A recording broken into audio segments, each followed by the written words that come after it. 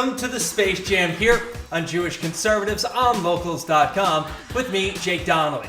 Now, why am I welcoming you to the Space Jam? Why am I wearing my Maccabi Playtika Tel Aviv jersey? Well, that's because we're going to be talking about Space Jam, the original and Space Jam number 2. Now, there is a Space Jam number 2 because LeBron James has to do everything that Michael Jordan does, but he has to do it just a little bit worse. So, when we think back to the original, a movie that is so near and dear to the hearts of many people my age, I'm 33, the movie came out in 1996 when I was 9 years old, and I did not even think for 1 second about this subplot that many people are now very upset about when it comes to Space Jam 2. That is the introduction and figure of Lola Bunny. Yes, that's right, Lola Bunny, the character that was introduced in the original Space Jam all the way back in 1996, she has transformed. She was this smoking, according to the introduction itself, standing, a scintillating 3'2", the heartthrob of the hoops, Lola Bunny. Yes, so Lola Bunny, for a 9-year-old, I did not really pick up on the sexualization of Lola Bunny. However, is Lola Bunny sexualized? The answer to that is obviously. In fact, the very first thing that we get from Lola Bunny is her saying, I know how to play basketball, and then Bugs, instead of hearing, I know how to play basketball, all he does is see Lola Bunny. He objectifies Lola Bunny because she is quite fetching. Lola Bunny is very good looking, so long as we're talking about the anthropomorphic animals here in Space Jam. So I do understand that it's weird to say a bunny is good looking or a bunny is sexy. I got that, but we're talking about a cartoon, so if you can, for just the next couple of minutes, please suspend your disbelief on this one for me, okay? So the first thing that Bugs does is objectify Lola Bunny and call her doll. Now, what happens when Bugs calls her doll? Lola Bunny gets angry. You can literally see the fire in her eyes. In other words, if you're paying attention to this scene, clearly what Bugs is doing and what Bugs has said is a bad thing. And in fact, this point gets hammered home by Lola Bunny herself. Lola Bunny destroys Bugs one-on-one. In fact, out of all of the Looney Tunes who are on the court at the introduction of Lola Bunny, there is only one Looney Tune that can play basketball. That's Lola Bunny. Lola Bunny is not some girl or woman to be objectified. Lola Bunny is there to play basketball. And what's the analysis from Michael Jordan, the best basketball player of all time, who is in his prime at the time of this movie?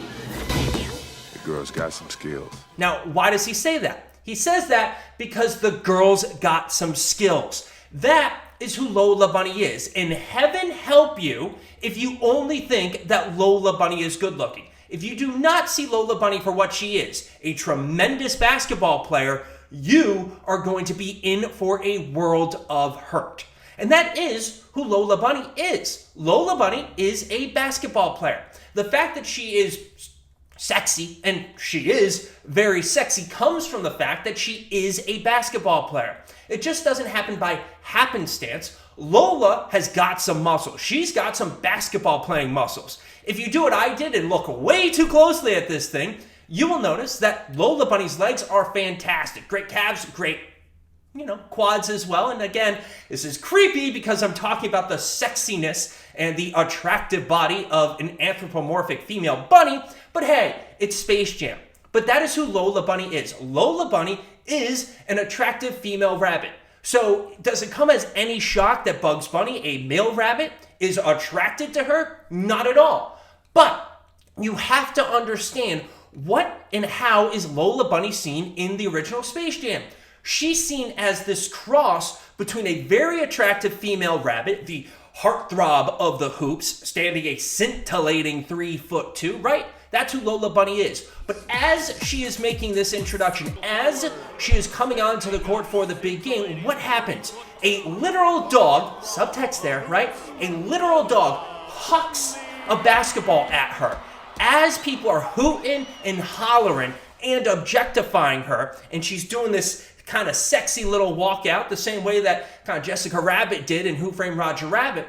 But she undergoes an immediate transformation from the objectified woman into this awesome basketball player, because this dog hucks a basketball at her, and she takes the basketball and then shows off some serious handles, because that's who Lola Bunny is. If you initially look at Lola Bunny and just stop right there and say, wow, Lola Bunny is attractive, that's wrong. That's not how you're supposed to look at Lola Bunny. You're supposed to look at Lola Bunny as the basketball player that she is. And in fact, in the first half against the Monstars, when the Toon Squad is getting absolutely destroyed, the only Toon who is able to do anything productive is Lola Bunny.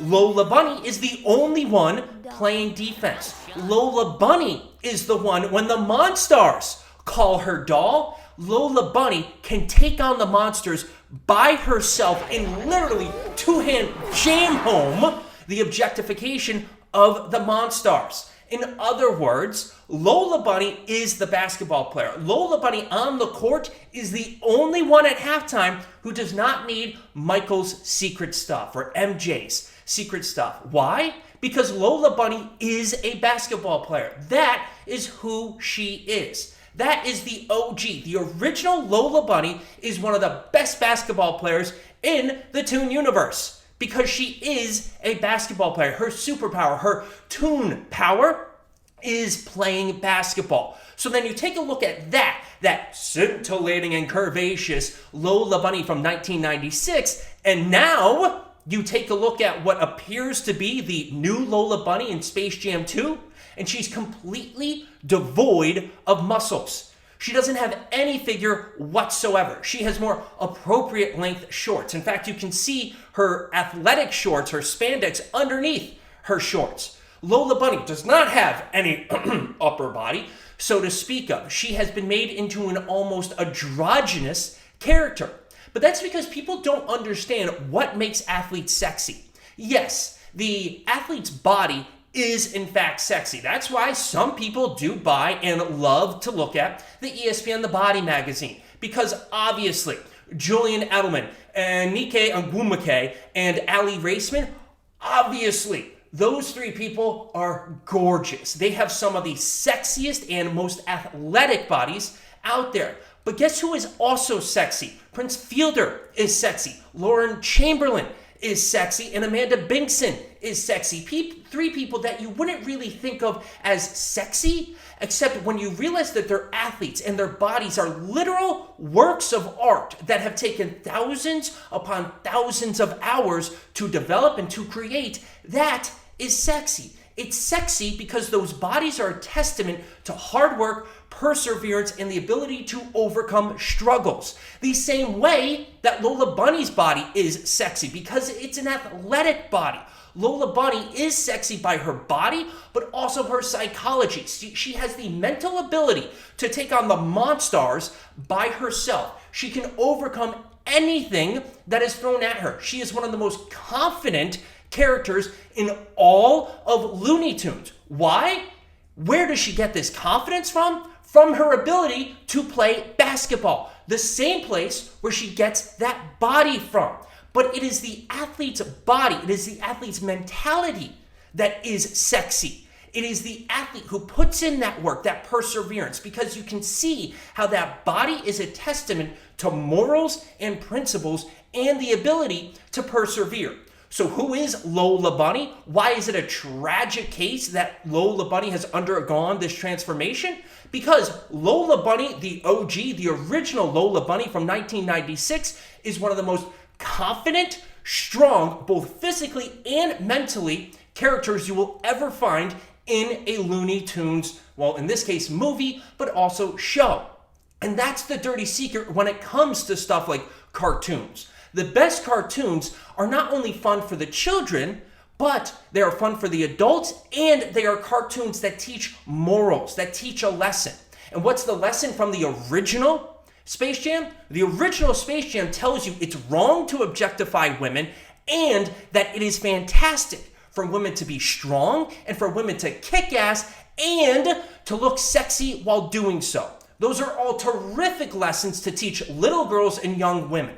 But are we going to get such a silly lesson as that in the next Space Jam, in the LeBron James Space Jam? Of course not. Because why teach little girls and young women the ability to overcome, the ability to shove objectification down men's throats? Why would we ever want to teach that, right? Just because Lola Bunny, the original, was just a little bit too sexy. Is that where we are as a society? That we can only look at Lola Bunny's figure and we can't look past it to see the character that she is, to see the person or bunny that she is? That's where we are right now. That is exactly what's happening to our culture. We look at the surface and nothing underneath. The irony here is that the people who thought Lola needed to transform because she was too sexy, they were the ones that were objectifying Lola Bunny. They were the ones that couldn't look past her body and look at the basketball player underneath. Because that basketball player is exactly what I want my little sister to be like, what I want my, hopefully, children and daughters to be like. That's the Lola Bunny. Strong, confident, sexy, and an ass kicker. Who wants that? I do, and I hope you do too. Well, goodbye from the Space Jam here on Jewish Conservatives on locals.com. Thank you for tuning in. Please support this page however you can with money, words, deeds, thoughts, actions. If you like it, if you don't like it, I don't care. I'll bring you more of this content. Sometimes it's going to be like this. Sorry. And sometimes, I'm going to be sweating like I just played my own game of basketball. For now, though, this is Jake Donnelly with Jewish Conservatives saying goodbye from the Space Jam. And until next time, folks, see ya.